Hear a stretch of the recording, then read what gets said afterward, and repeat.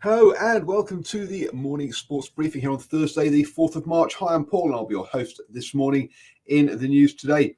And we have lots of international cricket news with not only the Black Caps taking on taking on Australia, the White Ferns taking on England, and also Afghanistan and Zimbabwe in their first test as well. Over in the netball, we've had the second Constellation Cup between Australia and New Zealand, obviously.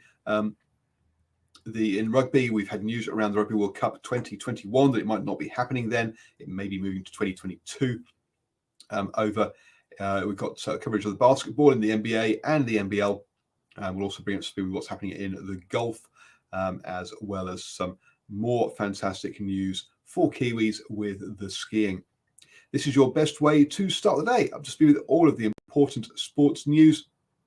And let's kick off with the skiing. And congratulations to Finn Bilos, who has claimed the silver medal in the US Revolution Tour slopestyle event.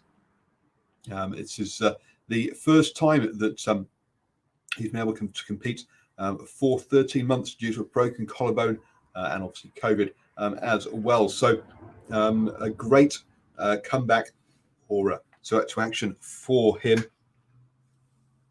coming in, second place behind Kieran Fagan of the USA and ahead of Ralph Connor, also the USA on that podium. With the Freeski World Championships up next week, this is a great lead-in to that for him. So we really do look forward to how he goes in that event. Also, Luca Harrington came seventh in the slopestyle as well. So second and seventh for the Kiwis over there in the Revolution Tour. Great start, great results for the Kiwi team. Let's staying in the States. Let's have a look at the NBA and 6 games yesterday. Two that jump out are the Nuggets beating the Bucks 126-97, a big win there for them, and the Suns beating the Lakers 114-104. And he's looking at the table. Yeah, the Bucks in third place behind the 76ers and the Nets in that Eastern Conference. Couldn't a small gap opening up with that loss on the Western Conference side, and the Jazz still clear at the top ahead of the Suns and the Lakers in that one. Suns and Lakers have just got one game between them, very close between those two. Sticking in the States and looking at the golf, we'll have the Arnold Palmer Invitational in the PGA, and Danny Lee will be taking part in that. Over in the European Tour,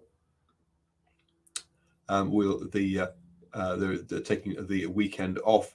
In the LPGA, it's the Drive On Championship this weekend with Lydia Ko coming off the back of her great result last weekend, feeling so close to winning that. It will be in action again. So wishing her all of the best in the Drive On Championship. Don't forget, we'll be keeping you up to date with how both Danny Lee and Lydia Ko go in those golf tournaments here on the Morning Sports Briefing at 7 a.m. every single morning. You can watch us live on YouTube, Facebook and Twitter, or you can catch the podcast. Just search New Zealand Sports Radio on iHeartRadio, Spotify, Apple Podcasts, all those wonderful places to help us. Let us help you with your commute to work each morning. Going back to basketball and over in Australia, there were 2 games yesterday in the NBL.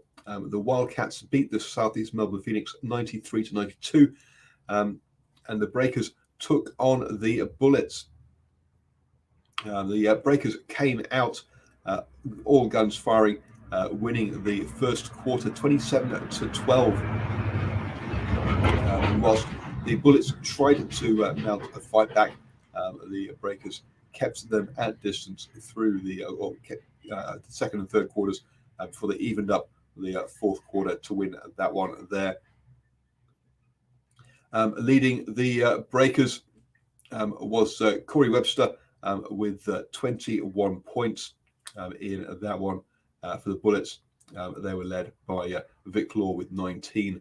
A real all-round effort from the breakers with 5 different players making double figures in points there in that one. So good results from the breakers. And looking at the table, that sees them now in 8th place, just ahead of the Taipans, who are bottom of the table. Melbourne United still top ahead of the Wildcats. Moving on then to the rugby, and yes, the Rugby World Cup 2021, which is the women's event. There's been a proposal to World Rugby that gets delayed until 2022, due to obviously COVID and the travel restrictions. It was always looking likely this was going to happen, as World Rugby had been unable to get the final qualifying tournament underway, and with a lot of amateur players involved in this, taking part in that qualification tournament, quarantining and then taking part in the tournament here in New Zealand would have meant a lot of time off work, which would have put the question mark on whether some players would have been able to attend. So that has been put back now to 2022 there. Well, not hasn't been put back yet. It has been suggested that it would be recommended it be put back. It'd be hard to see World Rugby's council not ratifying that, though. Also, the Crusaders have re-signed their franchise license, and this one now is a perpetual one. Doesn't have the time limit that they've had previously. The other 4 franchises are in discussions and look like they'll be heading the same way. So it'll be interesting to see how that alters how the franchises act, because they'll be have less controls over what they can and can't do financially off the field. New Zealand Rugby will still retain contracting to coaches and the players, and then second the players to the franchises, but the franchises will have more freedom around the financial side of things as to how they can do sponsorship, etc., and raise cash. So interested to see how that will change how the franchises go and whether they can put more effort into growing the game. Over in netball, and we had the second Constellation Cup, and the Australian Diamonds came out firing, winning the first quarter 15-6 against the Silver Ferns. They backed that up, winning the second quarter 15-10, taking a 30-16 lead at halftime. And you got to say that was pretty much game over at that point. The Silver Ferns did win the third and fourth quarters, but they lost the game 45-36. So the series is now tied at 1-1. A big comeback there from the Diamonds. Whilst the Silver Ferns dominated the general play turnovers last night. In the first game, in the second game, that went the other way, giving up 29 turnovers whilst only getting 19. So obviously, dominant play there by the Diamonds in that first half of the game. 2 more fixtures to come on the 6th and 7th of March, i.e. Saturday and Sunday this week, both down in Christchurch, again with no crowds. Moving on to the cricket, and before I get into the doubleheader action, a quick mention about that first test between Afghanistan and Zimbabwe. On the first day, Afghanistan were all bowled out for 131. Zimbabwe replied with 250 all out to then bowl out Afghanistan for 135 and score the 17 runs they needed to win by 10 wickets, all just inside 2 days. Will we get the global uproar like we had around the 2-day test match between India and England? I doubt it, as these are lower profile teams. But Congratulations to Sean Williams, who was the player of the match with his century in Zimbabwe's first innings. And we'll see if there's any uproar or fallout from that 2-day test match. Yesterday, we had that double header, and first up, it was the New Zealand women versus the England women in their first T20. New Zealand were all bowled out for 96 in their 20th over, so just 2 balls short. Katie Martin, the wicketkeeper, scored 36, but no one else got over 20. The England bowlers really took control there and shared the wickets all around. In reply, England got to 99 for 3 off just 16 overs, so winning with 4 overs to spare there. Tammy Beaumont with 25, Danny Watts with 33, put up a good opening stand, and after that, it was always just a matter of time, really. Lee Kasperbeck got 2 wickets, but none of the other bowlers managed to, with just the 1 run out as well. Moving on then to the Black Caps against Australia, and Australia went in. This is in the third T20. Australia went into bat first.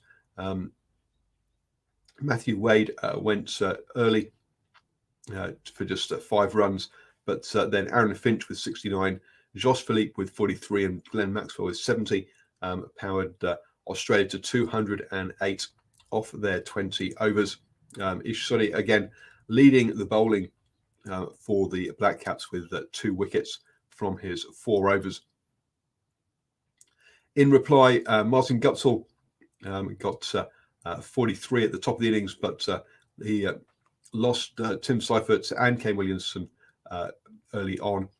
Devon Conway chipped in with 38, but no one else got over 20 runs, and New Zealand were all bowled out for 144, meaning that Australia won by 64 runs in this one.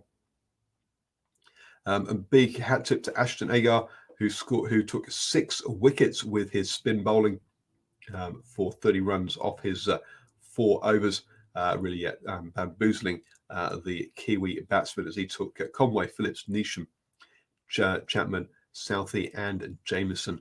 They're really wrapping thing, or really taking the heart out of the innings.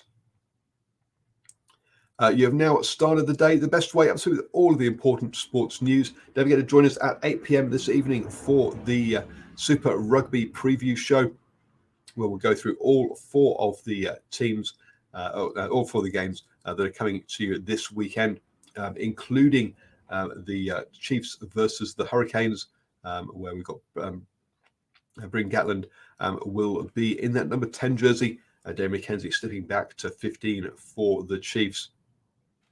Also, Folau Fakatava starting for the Highlanders with Aaron Smith on the bench. So we'll go through all of those details in the morning sport. In the Super Rugby preview show this evening at 8 p.m.